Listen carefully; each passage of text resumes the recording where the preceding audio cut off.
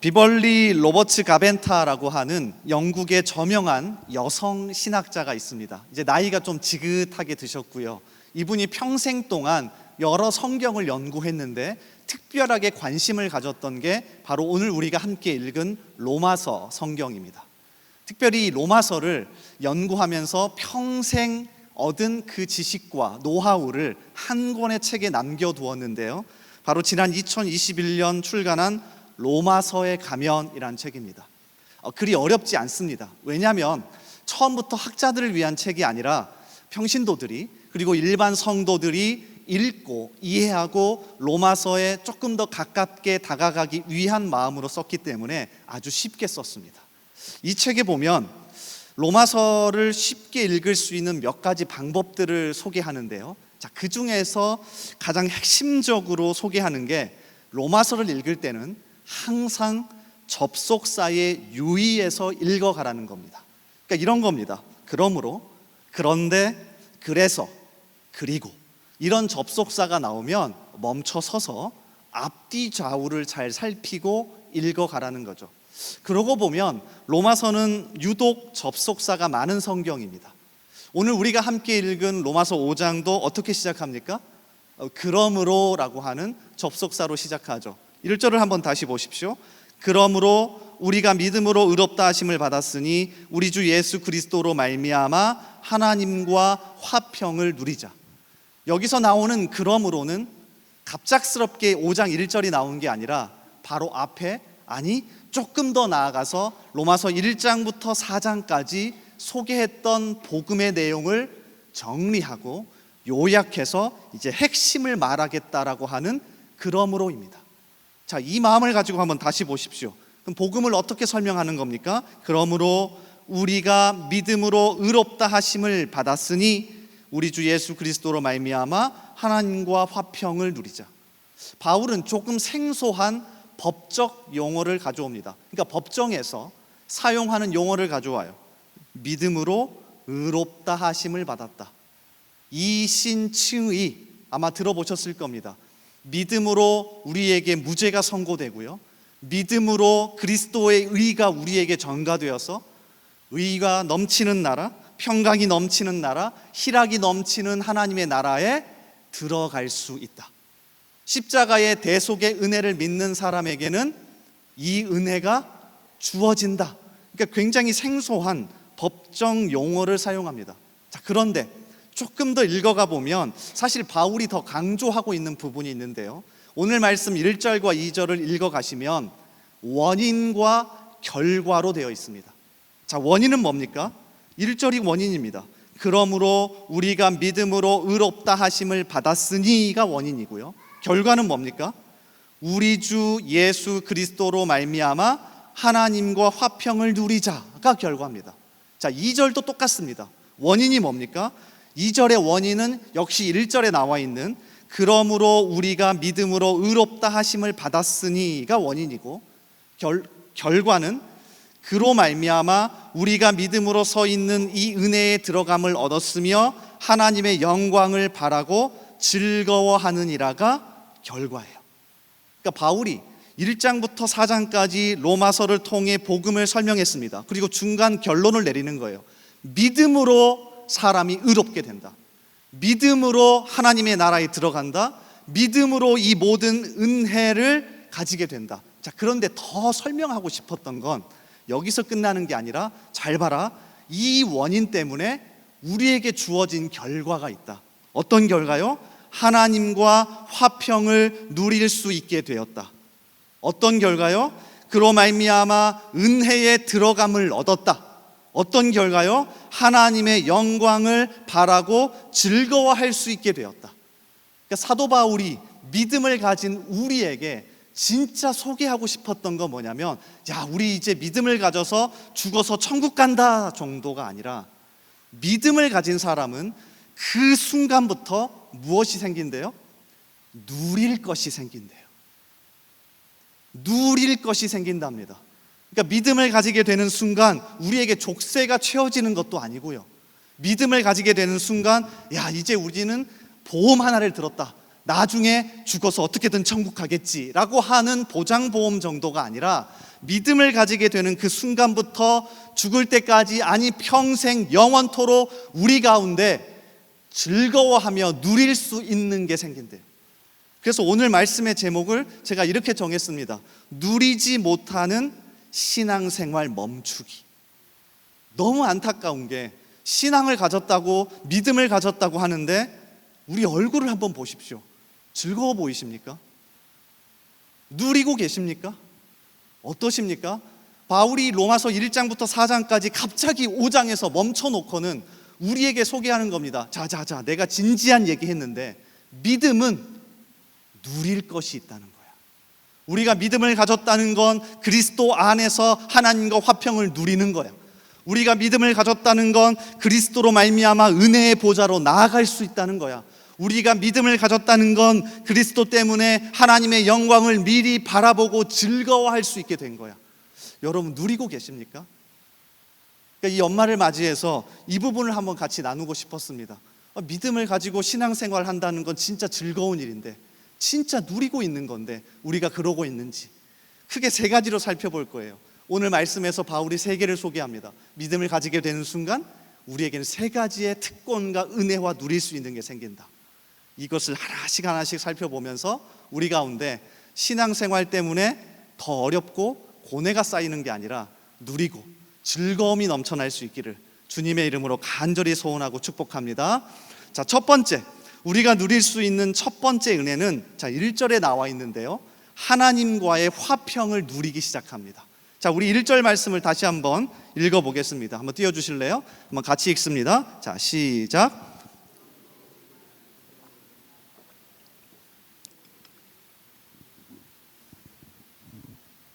네, 제가 다시 읽어드릴게요.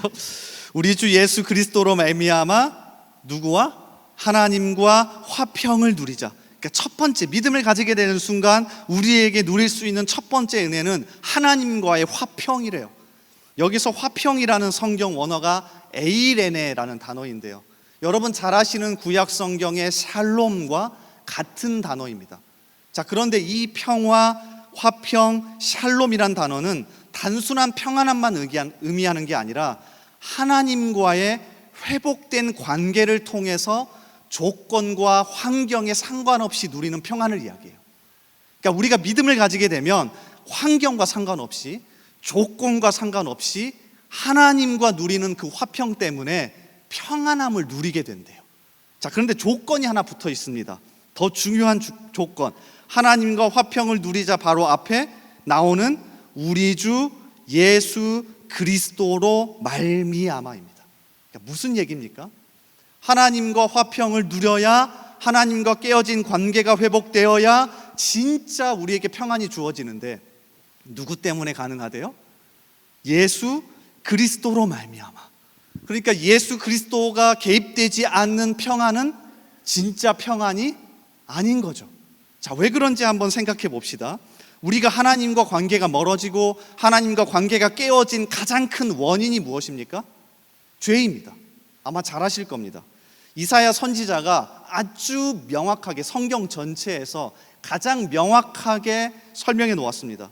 이사야 59장 2절, 오직 너희 죄악이 너희와 너희 하나님 사이를 갈라놓았고, 그러니까 하나님과 화평을 누려야 하는데 하나님과 깨어진 관계가 될 수밖에 없는 이유가 죄 때문이래요.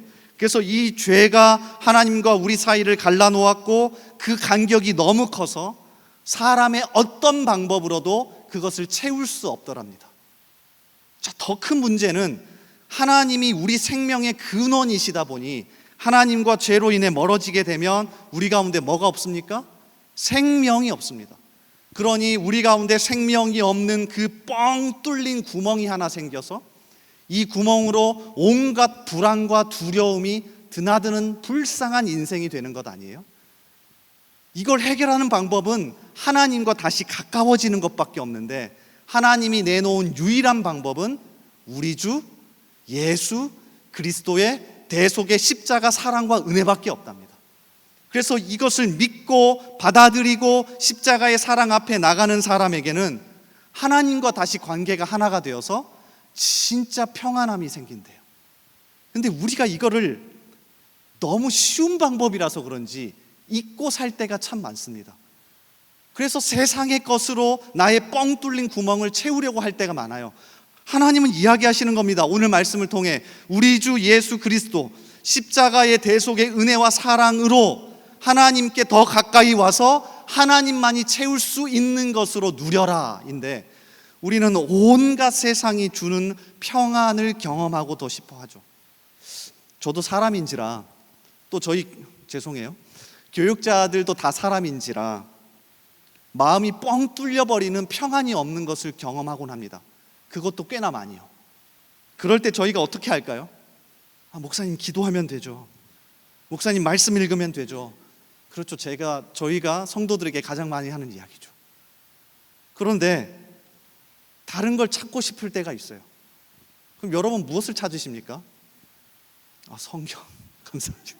성경 안 된다니까요. 교육자들이 술을 먹겠습니까?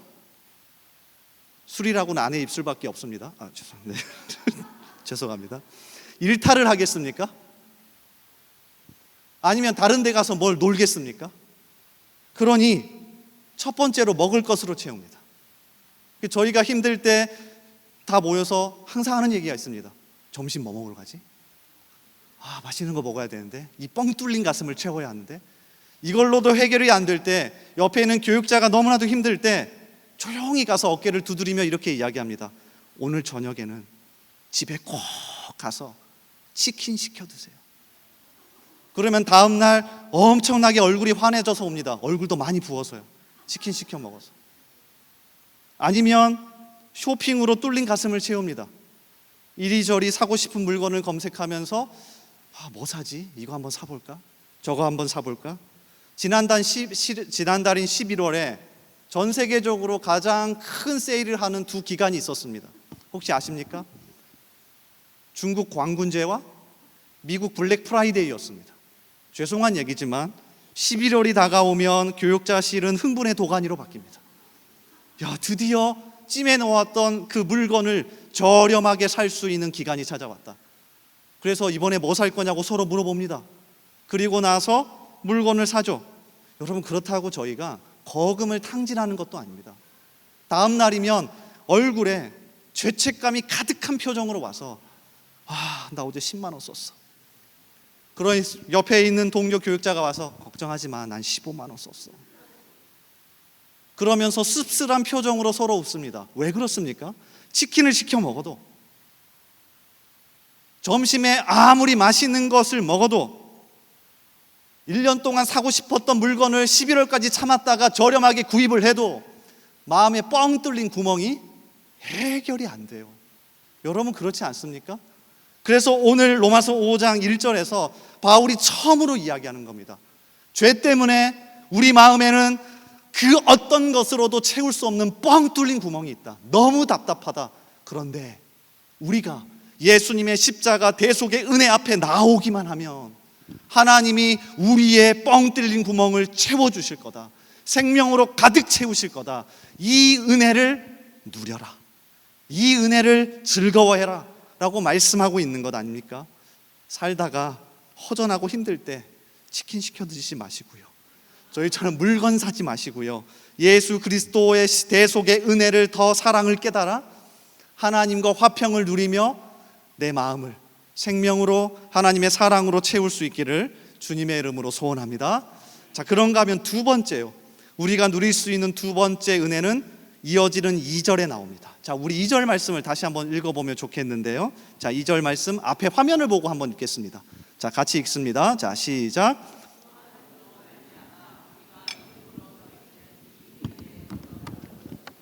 아멘. 네, 감사합니다. 자, 또한 그로 말미암아 우리가 믿음으로 서 있는 어떻게요? 이 은혜에 들어감을 얻었답니다. 그러니까 두 번째로 우리가 믿음을 가지면서 누리고 얻을 수 있는 은혜, 이 은혜에 들어감을 얻었대요. 여기서 들어가다라는 성경 원어가 프로사고게라는 단어인데 이게 좀 독특한 단어입니다. 그러니까 희귀해요.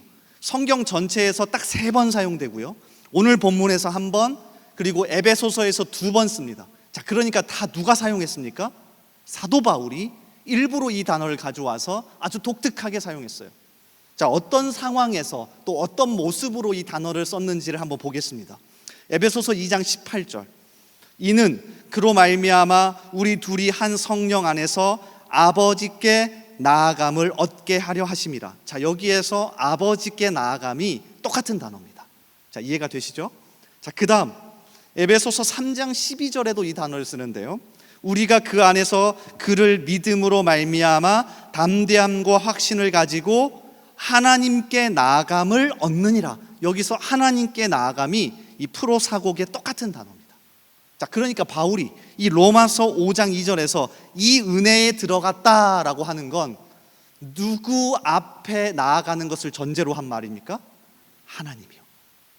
조금 더 구체적으로 이야기하면 아버지 되시는 하나님 앞에 나아가는 것을 염두에 한 겁니다. 그러니까 바울이 두 번째로 너희에게는 누릴 수 있는 은혜와 특권이 생겼는데 하나님 앞에 언제든지 나아갈 수 있다. 그런데 그 하나님이 누구래요? 아버지래요. 영국의 신학자이자 설교가인 제임스 패커, 제가 요새 자주 소개하는 것 같은데요. 이분의 대표적인 책이 하나님을 아는 지식이에요. 근데 이 하나님을 아는 지식에서 그가 핵심적으로 설명하는 건 하나님을 아버지로 누리며 나아갈 수 있는 특권이에요. 이게 진짜 제일 대단하다. 하나님이 나의 아버지가 되셔서 그 아버지 되시는 하나님께 언제든지 갈 수 있는 거, 엄청난 특권이다 라는 이야기를 해요. 자, 그러면서 책의 내용을 제가 가져왔는데요, 한번 보실래요? 제가 읽어드릴게요. 어떤 사람이 기독교를 얼마나 잘 이해하는지 판단하려면 자신이 하나님의 자녀라는 생각과 하나님을 아버지로 모신다는 생각을 얼마나 중시하는지 보라. 그것이 예배와 기도와 인생에 대한 그의 전체 견해를 촉진하고 주관하는 생각이 아니라면 이는 기독교를 그리 잘 이해하지 못했다는 증거다. 그러니까 평생을 신학을 한 사람이 하나님이 내 아버지고 내가 하나님의 자녀라는 생각을 나의 모든 신앙생활에 접목시키지 않으면 기독교를 제대로 이해하지 못한 거래요. 자, 그러면서 계속 이렇게 얘기합니다. 그리스도께서 가르치신 모든 것, 신약을 새로운 언약으로 곧 구약보다 더 나은 것으로 만드는 모든 것, 유대적인 것과는 반대되는 모든 기독교적인 것은 하나님의 아버지 되심에 대한 지식에 요약되어 있기 때문이다. 아버지라는 말은 하나님을 나타내는 그리스도인의 호칭이다.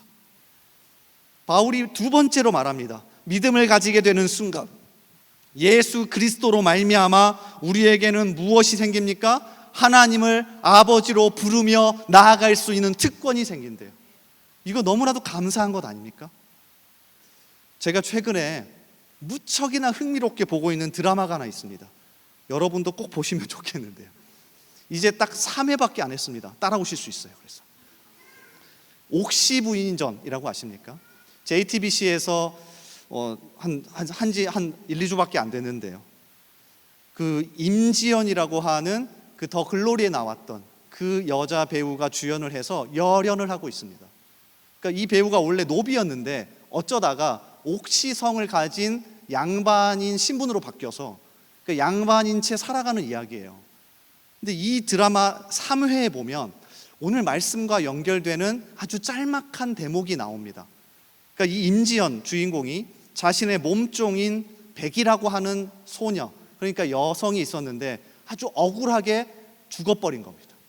그래서 이 억울하게 죽은 것을, 누명을, 또 억울함을 풀어주기 위해서 법을 좀 공부하고 좀 대신 변호를 해주고 싶은데 그러려면 법전도 봐야 하고 또 판례들을 봐야 하잖아요. 근데 이 정보를 얻을 수 있는 곳이 관아밖에 없습니다. 근데 갑자기 그 앞에 관아에서 일을 하는 한 관군이, 남성이 나타나더니 자신이 도와주겠대요. 그리고 자신에게는 그 법전과 판례를 볼 수 있는 그 서고의 열쇠가 있으니 자신이 열어주겠답니다. 그래서 이 주인공, 여자 주인공 임지연이 이 앞에 있는 관군을 걱정하면서 대화를 나누는데요. 제가 그대로 가져왔습니다. 한번 보여주실래요? 자, 이분이에요. 이렇게 얘기합니다. 아무리 관군이어도 그런 걸 사사로이 쓰시면 안 됩니다. 현감 나리께서 아시면 파직을 당할 수도 있습니다. 그렇죠. 일개 관군이 마음대로 그 열쇠를 사용해서 민간인을 들여보내서 보여주면 안 되는 거죠. 자, 그랬더니 그 관군이 말하는 게 기가 막힙니다.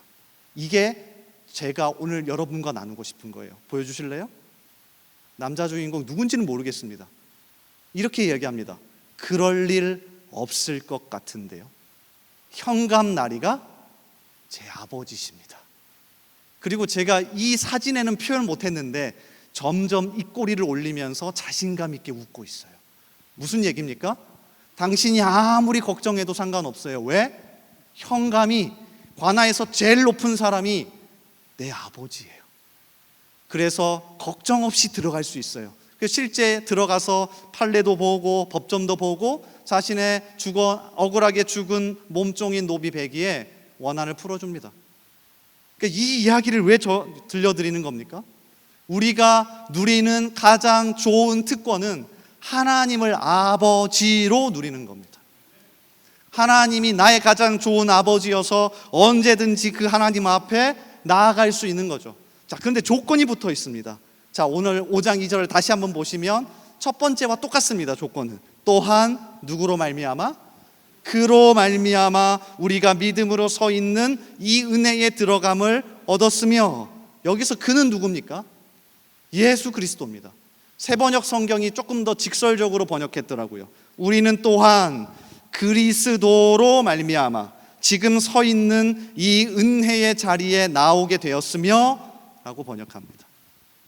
히브리서 말씀도 명확하게 선포하죠. 히브리서 4장 16절, 그러므로 우리는 긍휼하심을 받고 때를 따라 돕는 은혜를 얻기 위하여 은혜의 보좌, 이게 하나님을 이야기해요.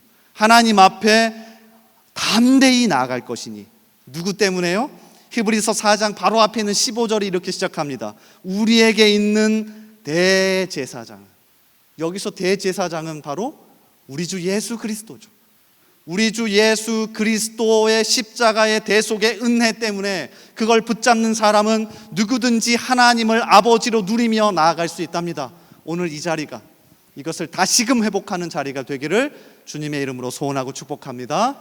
자, 그런가 하면 이제 마지막 세 번째입니다. 잘 따라오셨습니다. 마지막 세 번째, 우리가 누릴 수 있는 은혜는 하나님의 영광을 바라고 즐거워하는 상태가 되는 거예요. 자, 2절 말씀 다시 한번 보겠습니다. 띄워주실래요? 우리 그래도 다시 한번 읽어보겠습니다. 2절, 자, 시작.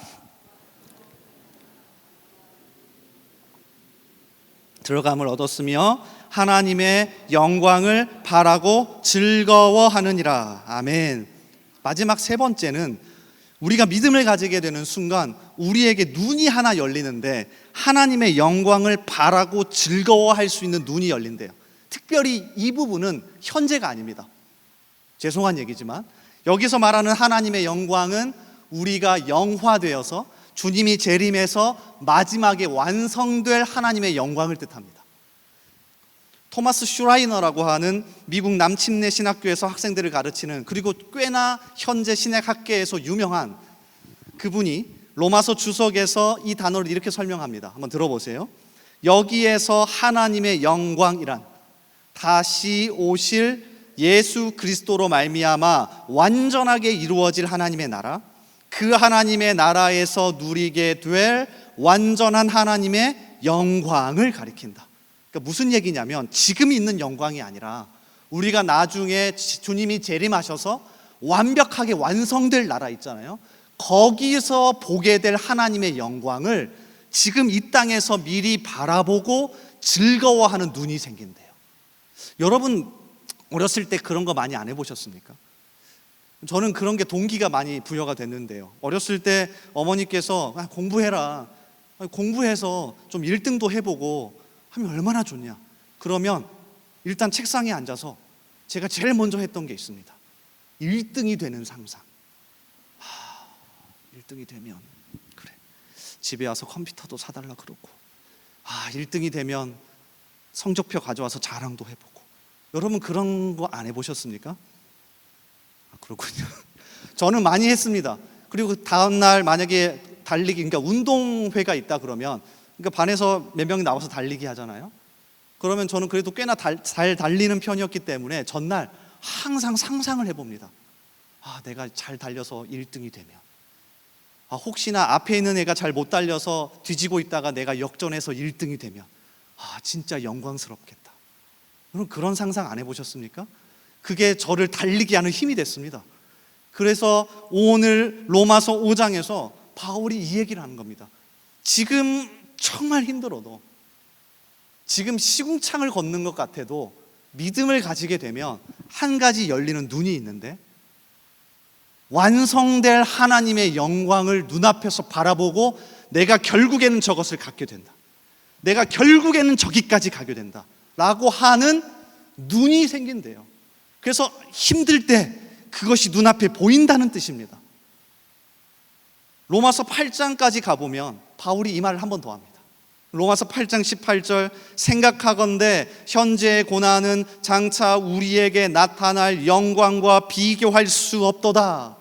바울이 무슨 얘기를 하는 겁니까? 지금 힘들지, 지금 어렵지. 그런데 믿음을 가지게 되면 장차 나타날, 앞으로 우리가 가지게 될 그 영광을 바라볼 수 있는 눈이 생기는데, 그거 알아? 그것만 바라보아도, 그것만 소망해도 우리에게 힘이 생긴단다. 왜? 그게 확실히 우리에게 보장되는 거니까. 산악인 엄원길 씨 아실 겁니다. 제가 참 좋아해서 이분의 책도 몇 권 찾아보고 그랬는데요. 엄원길 씨가 등산을 하지 않을 때는 책을 그렇게 많이 읽는데요. 왜냐하면 쌓아놓은 게 많아야 올라가서 버틸 수 있답니다. 그러면서 이 엄원길 씨가 세계 최초로 히말라야 16자를 다 완등한 사람이거든요. 보통 이렇게 베이스 캠프를 차려가면서 등반을 하는데, 마지막으로 베이스 캠프를 차려놓고는 아무것도 안 먹는데요, 출발하기 전에. 그리고 중간에도 아무것도 안 먹는답니다. 그렇게 정상을 찍고 내려오는데 보통 4일에서 5일 걸린대요. 대단하죠. 그렇게 4일에서 5일 정도 아무것도 먹지 않고 올라갑니다. 이유가, 음식을 먹게 되면 아주 높은 지대니까 피가 위장으로 가게 되면 머리로 가야 할 피가 모자라서 기절할 수도 있대요. 그래서 아무것도 먹지 않고 오로지 고도의 집중력과 체력을 가지고 한 4일, 5일 올라갔다 내려오는 겁니다. 자, 그런데 엄원길 씨가 아주 독특한 이야기를 하더라고요. 자기는 마지막 베이스 캠프에서 정상을 보고 올라갈 때 가다 보면 눈보라도 치고 해서 정상이 안 보여요. 그런데도 계속 올라가면서 딱 하나만 생각한답니다. 자기가 정상에 서 있는 모습. 그래서 본인은 어떤 산을 등반하려고 할 때 항상 정상의 사진을 구해서 보고 머리와 눈과 마음에 집어넣고 출발한답니다. 그래서 가다가 힘들 때 항상 떠올릴 수 있도록, 가다가 힘들면 내가 정상에 서 있을 때, 그가 이렇게 말합니다. 등반 도중 포기하고 싶을 정도로 힘들 때 반드시 정상에 올랐을 때를 상상해야 한다. 그래서 반드시 등반 전에 정상의 모습을 보고 출발한다. 이 얘기를 오늘 로마서 5장에서 바울이 우리에게 소개해주고 있는 겁니다. 여러분, 축하하십시오. 여러분, 얼마나 큰 은혜입니까? 우리에게는 믿음을 가지게 된 순간, 아직 인생을 마무리하지도 않았는데 주님이 재림하셔서 완성하게 될 하나님의 영광을 바라보고 즐거워할 수 있는 눈이 생깁니다. 기뻐하십시오. 그걸 바라보며 현재의 고난을 이겨내십시오. 그래서 오늘 우리가 읽진 않았지만 이어지는 로마서 5장 3절과 4절에 보면 이 내용이 또 나옵니다. 한번 보실래요? 다만 이뿐 아니라 우리가 환난 중에도 즐거워하나니 이는 환난은 인내를, 인내는 연단을, 연단은 소망을 이루는 줄 알미로다. 아멘. 말을 바꿔보면 소망을 가진 사람에게는 현재의 환난을 그래도 즐거워할 수 있는 눈이 생기는 거죠. 우리에게 이 힘이 다시금 회복될 수 있기를 간절히 소원합니다. 마지막으로 16년 전이네요. 25살 때 처음으로 교육 전도사 사역을 하던 시절의 이야기로 오늘 설교를 마칠까 합니다. 당시 처음 울산에서 사역을 시작했는데요, 4명의 교육 전도사와 함께 사역을 시작했습니다. 담임 목사님이 바뀌면서 사역자들이 다 바뀌는 기간이었거든요. 유년부, 초등부, 중등부, 고등부, 그 중에서 저는 중등부를 담당했습니다. 여러분 아시죠? 중등부가 가장 힘듭니다. 여기 중등부 사역자 계시는데요, 격려 많이 해주셔야 합니다. 교육 전도사에게 가장 무서운 존재가 누군지 아십니까? 담임 목사님? 아닙니다. 중등부 학생들? 아닙니다. 교육 디렉터 목사님입니다. 우리 교회가 그렇다는 거 아닙니다. 죄송합니다. 관계가 그래요. 왜냐하면 가장 가까운 곳에서 점검하고 그 다음에 사역자들을 이끌어주는 분이다 보니 저희 4명은 항상 교육 디렉터 목사님이 나타나면 벌벌 떨었습니다. 그 자리 근처도 가지 못했고 교육 디렉터 목사님이 부른다고 하면 서로 격려해 줬어요. 사이가 좋지 않아서가 아닙니다. 관계가 그래요, 위치가. 그 목사님에게, 교육 디렉터 목사님에게 딸이 한 명 있었습니다. 똑같이 생겼어요. 그래서 저희가 지나갈 때마다 쳐다보면서 무섭다. 딸만 얼굴만 봐도 무섭다. 그런데 그 아이는 너무나도 편하게 교육자 사무실에 들어오곤 했습니다. 왜요? 아버지가 교육 전도사들에게 가장 무서운 교육 디렉터 목사님이니까. 아주 편하게 들어와서 그 목사님 자리에 앉기도 하고 그 목사님 자리 위에 있는 간식을 먹기도 했습니다. 심지어 마치 놀리듯 그 간식을 우리에게 먹어보라고 주기도 했어요. 그걸 먹겠습니까? 아무리 가까워도 사이가 좋아도 함부로 하기가 어렵죠. 그 딸을 보며 한 가지 생각했습니다. 하나님과 우리의 관계도 그럴 수 있구나. 하나님은 절대자, 창조주, 우리의 모든 것을 만드신 분이죠. 그런데 가까이 할 수 있답니다, 이제는. 이 딸이 왜 아빠의 자리에 계속해서 편하게 갈 수 있었던 겁니까? 부모와 자녀의 관계니까. 오늘 바울이 그 얘기를 사실 하는 겁니다.